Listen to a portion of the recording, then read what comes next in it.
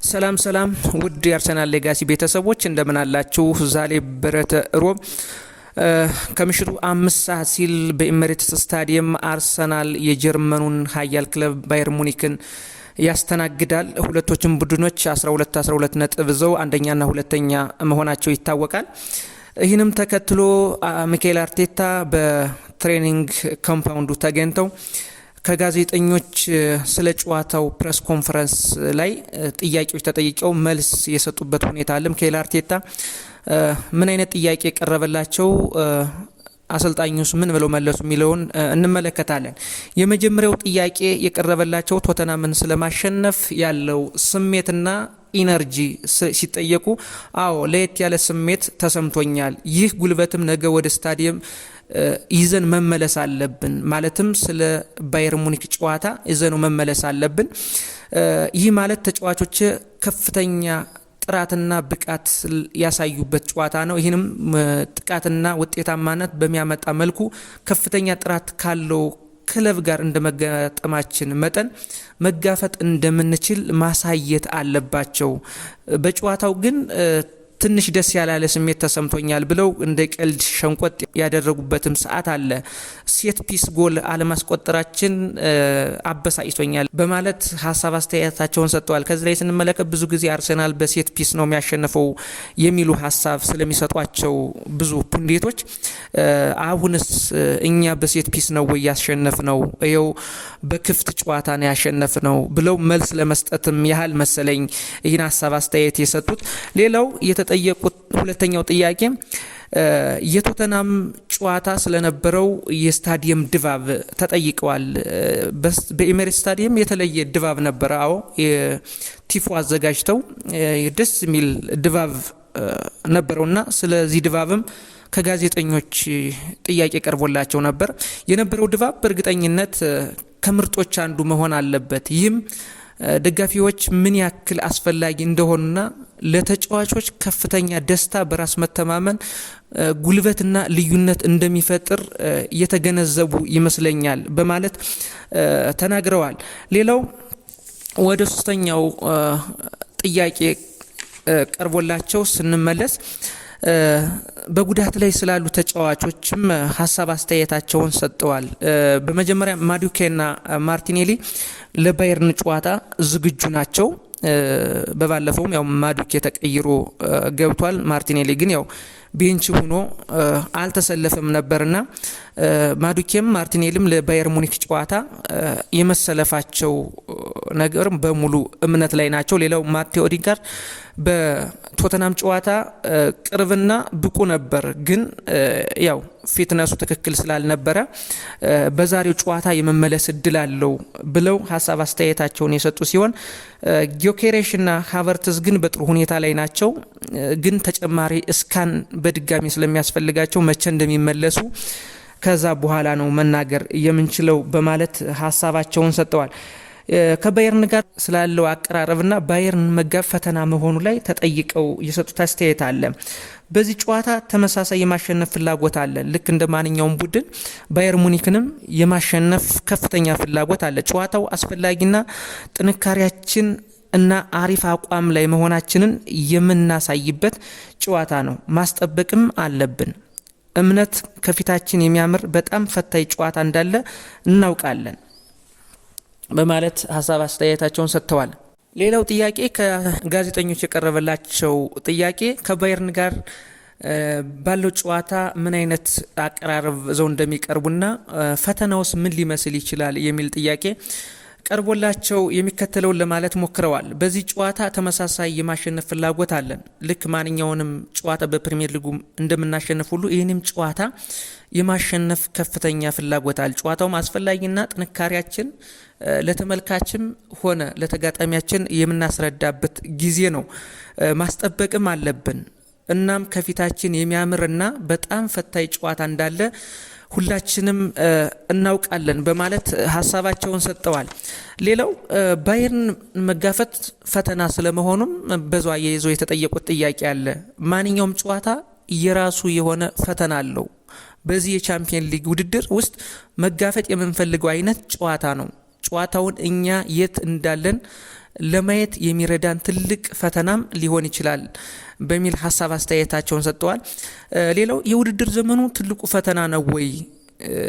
እስካሁን ካደረጋችሁት ጨዋታ ይህ የተለየ ፈተና እዞ ይመጣል ይላሉ ብዙ ሰዎችና እናንተስ ምን ትላላችሁ የሚል ጥያቄ ቀርቦላቸው እያንዳንዱ ተጋጣሚ የተለየ ፈተና ያመጣል።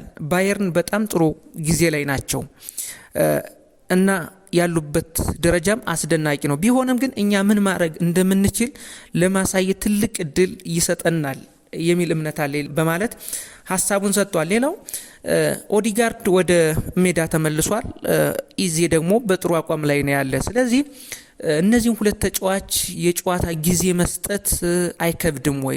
የትኛውን ተጫዋች ማስገባት እንዳለበት ለመወሰን ትንሽ አዳጋች አይሆንም ወይ ተብለው የተጠየቁት ጥያቄ አለና በቅድሚያ የምንሰጠው ስለ ክለባችን ውጤታማነት እንጂ ስለ ግለሰብ የጨዋታ ጊዜ ማግኘት አለማግኘት አይደለም። ይህም ደግሞ በተጫዋቾች መካከል ምንም አይነት ቅራኔ የለም። ማንም ሰው ተቀይሮ ቢገባም ባይገባም ቢጀምርም ባይጀምርም አይጠይቁም። ምክንያቱም እነሱም የክለቡ አንድ አካልና ዋነኛ አካል ተዋናኝ ስለሆኑ እንደዛ አይሉም። ካሉም ደግሞ መብታቸው ነው። ማንኛውም ተጫዋች የመጫወቻ ጊዜ የማግኘት ሙሉ መብት አለው። ስለዚህ እያንዳንዱ ተጫዋች ከፍ ባለ ቁጥር ክለቡ ከፍ ይላል። ስለዚህ ከፍ ያለ ብቃት ያለው ተጫዋች ወሳኝና አስፈላጊ በሆነው ሰዓት ይሰለፋል። እያንዳንዱ ተጫዋች ራሱን በሜዳ ላይና ከሜዳ ውጭ ስለሚያውቅ ያን ያህል ለኔ ፈተና ይሆናል የሚል ሀሳብ የለኝም የሚል ሀሳባቸውን ሰጥተዋል። ሌላው ጋብሪኤል ሄንዜ በቡድኑ ውስጥ መካተታቸው ማለት ይሄ ምክትል አሰልጣኝ በአርሰናል ስኳድ ውስጥ መካተቱ ያለው አስተዋጽኦ ተጠይቀዋል። እሱ ባለብዙ ልምድና የአሸናፊነት ስነ ልቦና የተለበሰ ሰው ነው። ብዙ ድሎችን ከተለያዩ ቡድኖች ጋር አስመዝግቧል። ከኛ ጋር ስለሆነው ግን እኛ በጣም እድለኛ ነው። ምክንያቱም አሁን በጣም እየተደጋገፍነ ቡድኑ ባሪፍ ሁኔታ እየተራመደ ነው። ለዚህም ደግሞ በጣም ደስ ብሎኛል። እያንዳንዱ ሰው የተለየ ባህሪ፣ ስብዕና፣ ግንዛቤ ያመጣል። እሱ ብዙ ክብሮችን ያሸነፈ ሰው ስለመሆኑም አልጠራጠርም። ሌላው ጋብሪኤል ጄሰስ መቼ ይመለሳል የሚል ጥያቄም ቀርቦላቸዋል። በእርግጠኝነት የሚመለስበት ጊዜ በጣም ቅርብ ነው። ከተቀመጠበት ጊዜ ቀደም ብሎ ይመለሳል የሚል እምነት አለው። ስለሱ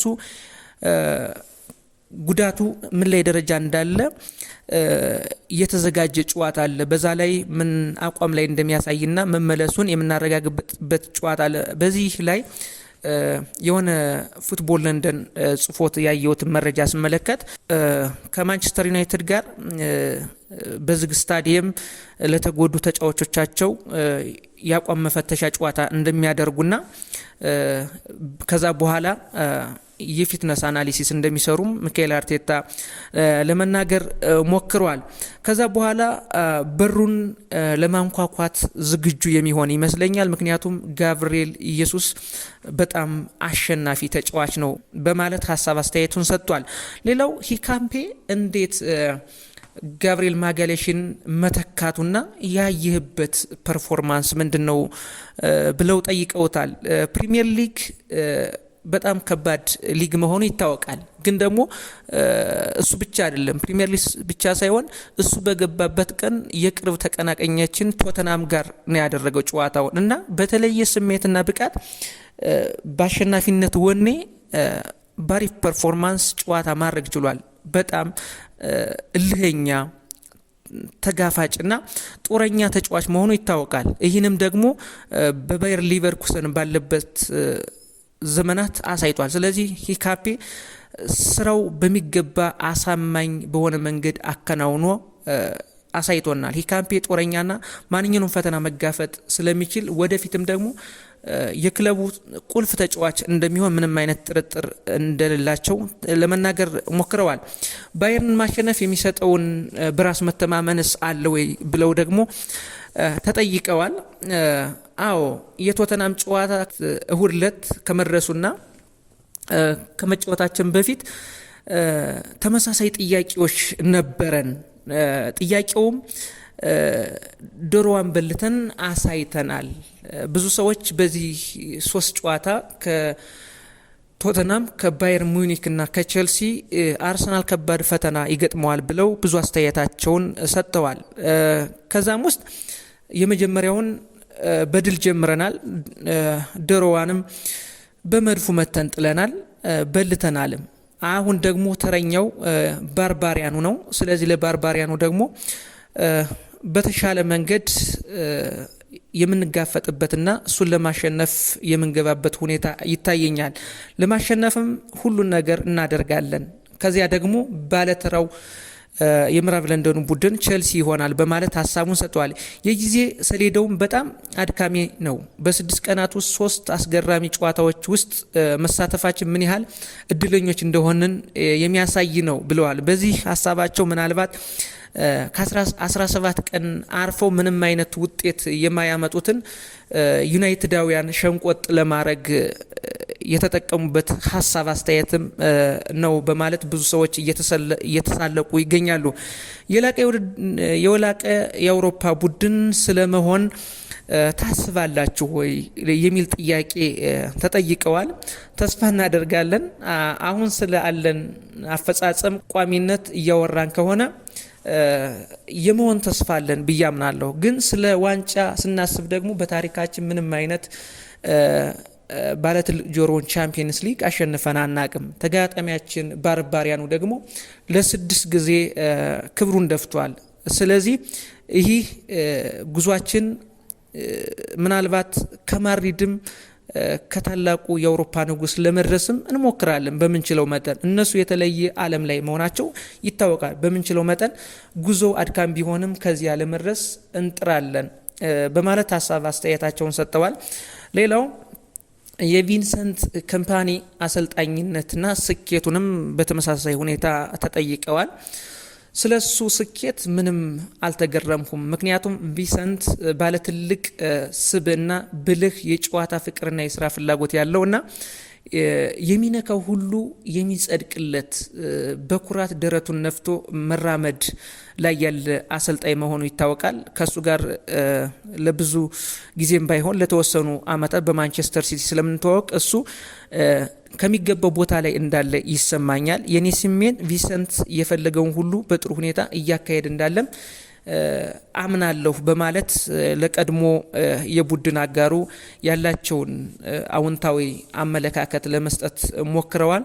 ከዛ በተጨማሪ ከሚካኤል አርቴታ ጋር በፕሬስ ኮንፈረንሱ የተገኘው ኒዘርላንዳዊ የቀይ ተመላላሽ ተጫዋች ዩሪያን ቲምበር ነበርና ስለ ባየር ሚኒክ የሰጠው ሀሳብ አስተያየት አለ። በአንደኛና በሁለተኛ ደረጃ ባሉ ክለቦች መካከል የሚደረግ ጨዋታ ብቻ አይደለም። ባየርን ትልቅ ክለብ ነው፣ ድንቅም ነው። ድንቅ ተጫዋችና እንዲሁም ድንቅ አሰልጣኝ አላቸው። ይህ ጨዋታ ተጭነው መጫወት በሚፈልጉ በሁለት ክለቦች መካከል የሚደረግ ከባድ ግጥሚያ ነው። ለደጋፊዎቻችንም አስደሳች ጨዋታ ይሆናል። ምክንያቱም እኛ እስካሁን የመጣንበት መንገድ ለደጋፊዎቻችን አሳማኝ እንደሆነ ይታወቃል። ግን ደግሞ ከዚህ በተጨማሪ ደግሞ ሞር አሳማኝ መሆኑን ለማሳየት አሪፍ ጨዋታ ይኖራል ብለን እናስባለን ብለዋል። ወደ እንግሊዛዊው አጥቂ ሃሪ ኬን አስተያየት ስንመለስ ደግሞ ከጋዜጠኞች ጥያቄ ቀርቦለት ነበርና አርሰናል ላይ ማስቆጠርህ የተለየ ስሜት ይሰጣል ወይ የሚል ጥያቄ ተጠይቆ ነበርና ሲመልስም እንግሊዝ ውስጥ ለቶተናም በመጫወትበት ጊዜ የተለየ ስሜት ነበረው። ብዙ ጊዜያትንም ተጫውተናል። አሁን ግን ትልቁ ትኩረቴ ስለ እኔና ስለ አርሴናል ሳይሆን ስለ ባየርንና ስለ አርሴናል ግጥሚያ ነው። አዎ ጥሩ አቋም ላይ ይገኛለሁ። እኔ ትልቁ ኃላፊነቴ በዚህ ሰዓት ቡድኔን መርዳትና ወደፊት እንዲራመድ ማድረግ ነው በማለት ሀሳብ አስተያየቱን ሰጥቷል። በአጠቃላይ የባርባሪያኑ ቡድንና አርሰናል ዛሬ 5 ሰዓት ላይ ይጫወታሉ። እንደ ሀሳብ አስተያየት እንደ ግሌ አስተያየትም የተወሰነ ሀሳብ መስጠት እፈልጋለሁ። ትላንትና ምሽት የተለያዩ በአውሮፓ ከተሞች ጨዋታዎች ተካሂደዋል። አርሰናል አሁን እንደኔ እምነት ይህን ጨዋታ በተቻለ መጠን ለትልልቅ ተጫዋቾች ለነ ቡካዮ ሳካ፣ ለነ ዲክላን ራይስ፣ ለነ ዙቢሜንዲ እርፈት መስጠት አለበት የሚል ሀሳብ አለኝ። ምክንያቱም ቼልሲ ትላንትና ባርሴሎናን አሸንፏል። ማንቸስተር ሲቲም በሊቨርኩሰን ተሸንፏል። ስለዚህ እነዚህ ቡድኖች አርሰናልን ከቶፕ 8 የማስወጣት እድላቸውን አባክነዋል። ምን ለማለት ፈልጌ ነው? አርሰናል ይህን ጨዋታ ቢችል አቻ ለመውጣት ባይችል ደግሞ ቢሸነፍም ያን ያህል በቻምፒየንስ ሊጉ ምንም አይነት የሚያመጣው አስተዋጽኦ አለ ብዬ አላምንም። ምክንያቱም አርሰናል በዚህ ሰዓት አስፈላጊው ነገር በፕሪሚየር ሊጉ ቼልሲን አሸንፎ የነጥብ ልዩነትን ወደ 9 ከፍ ማድረግ እንዳለበት አምናለሁ። ምክንያቱም የፈለገው ቢሆን አርሰናል በዚህ ውድድር ዘመን ከቶፕ 8 የአውሮፓ ቻምፒየንስ ሊግ ክለቦች ይወጣል ብዬ ማሰብ አይሆንም። ምክንያቱም ባርሴሎና 2 ጊዜ ተሸንፏል። ማንቸስተር ሲቲም በ10 ነጥብ ላይ ቁሟል። ሌሎችም ከ2 ጊዜ በላይ የተሸነፉ ቡድኖች ናቸውና 3 ቡድኖች ብቻ ናቸው 12 ነጥብ የያዙ፣ ባየር ሚኒክ፣ ኢንተር ሚላን እና አርሰናል ናቸው። ስለዚህ አርሰናል ቢችል አቻ ለመውጣት ካልቻለ ደግሞ ቢሸነፍም ያን ያህል በውድድሩ የሚያመጣው እንትን ይኖራል ብዬ አላምንም። ምክንያቱም ፕሪሚየር ሊጉ በጣም ከባድ ጉዞ ስላለው ሞር ፎከስ ማድረግ ያለበት ፕሪሚየር ሊጉ ላይ የሚል እምነት አለኝ እንደኔ። ውድ አድማጭ ተመልካቾች ላይክ፣ ሼር፣ ሳብስክራይቧንም እየረሳችሁ ነው። እባካችሁ ሳብስክራይብ ማድረጋችሁን አትርሱ። ከኔ ጋር ስላላችሁ ቆይታ ከልብ አመሰግናለሁ። መልካም ቀን ይሁንላችሁ። አመሰግናለሁ።